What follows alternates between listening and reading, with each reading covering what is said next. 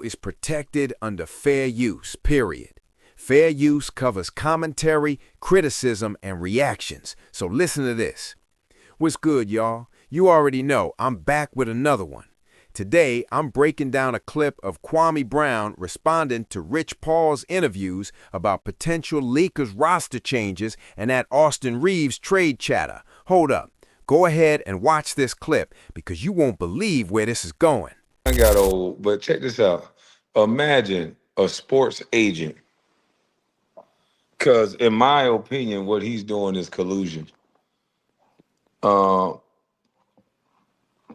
and it's agent, no, it's not collusion, it's agent tampering. He's like tampering because, in my opinion, because why would he be talking about Austin Reeves? You got the oldest player on the team, but you're suggesting that they keep the older player and trade the younger Austin Reeves that they already wanted to commit some money to. You want them to keep a 41-year-old LeBron as if they got a future in that. After you guys said that y'all team wasn't good enough to win a championship, you want them to trade Austin Reeves. You're putting out hypotheticals about Austin Reeves and just calling it content. Okay.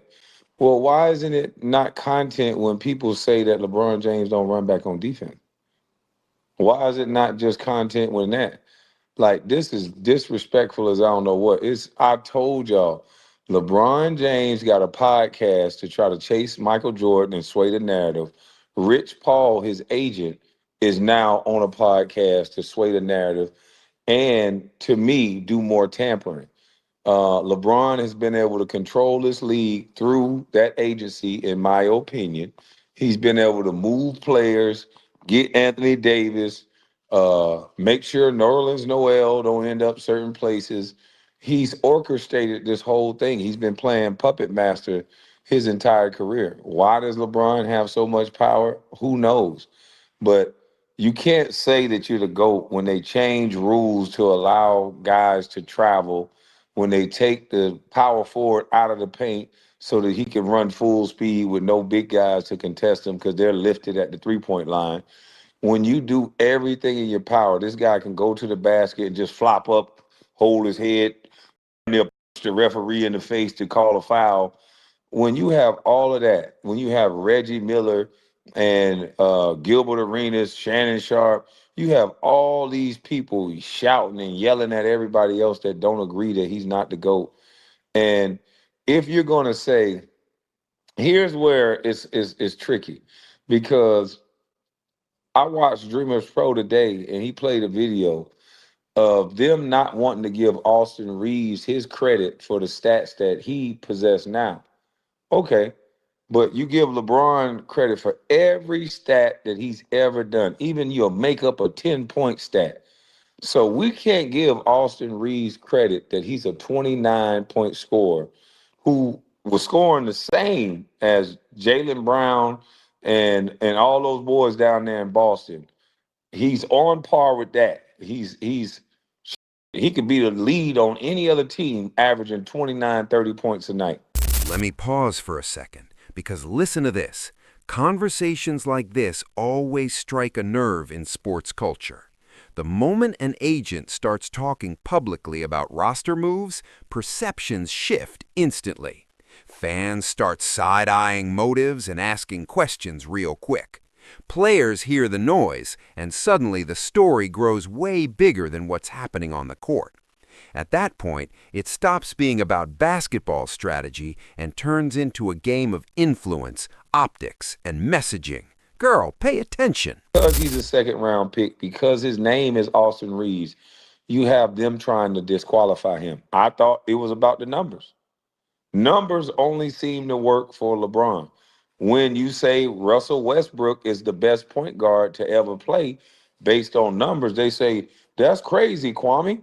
Well, I say it's crazy that y'all think LeBron James is the GOAT because he sits in the game and cherry pick in the fourth quarter when he's beating the hell out of the Atlanta Hawks by 25, 30 points. What was LeBron James doing in the game? What was LeBron James still doing in the game when they're beating the snot out of Atlanta Falcons, Atlanta Hawks. Why was LeBron still in the game? These are the numbers that we're supposed to give him credit for. That he's still in the game, beating Atlanta Hawks like a drum, and then he ends up with 30, and he's cherry picking in that game. But we supposed to give him props for that. A guy like me supposed to give him props for that.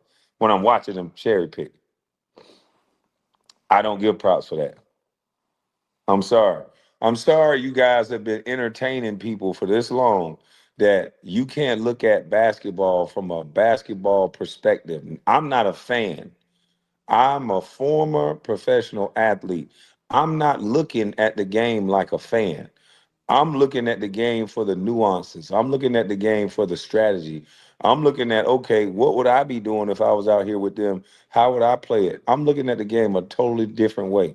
And when I continuously see 4-on-5 because LeBron James is considered the best offensive player, but then he gives no energy on defense. And then when I say he don't run back, and then most people don't look at what I'm saying, they say, "Oh, you hating." When I'm playing a video of this guy not running back. And then when they can't get past the video, here's what they'll say. Oh, he's 41. Well, that's all the more reason to go home. If he's 41 and he can't get back on defense, but then he can run and catch lob dunks with one hand and dunk through people, something just ain't right. And this is the NBA. Expectations go up, not down. The expectation of an NBA player is at an all-time high. Here's the thing with Rich Paul's comments. It's all about boundaries and knowing your lane. When talks that belong behind closed doors leak out, it creates a ton of extra pressure on players. Suddenly, the spotlight moves away from the game itself. What should be about hoops turns into speculation and drama, and that's exactly what nobody wants. Because you're a superstar, you only play one end of the court. That's lame to me. You a tabloid gossip channel doing your job? Well, if that's what you think, you like tabloids and you like gossip. Because if this is a tabloid gossip channel, what are you doing here? I'm talking basketball, clown. You up here because it's all about who we like. And you clearly like LeBron because you didn't say that he ran back on defense. You just upset by what I said. Get in your feelings. I don't care. You can get in your feelings all you want to with me. I don't care.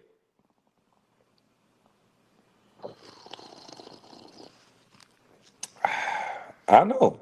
They get offended by facts because that's all you can do is just rage quit or rage bait when you don't. What about your career? What about it? Call me whatever you want to call me. It ain't gonna stop me from sipping my hot ass tea.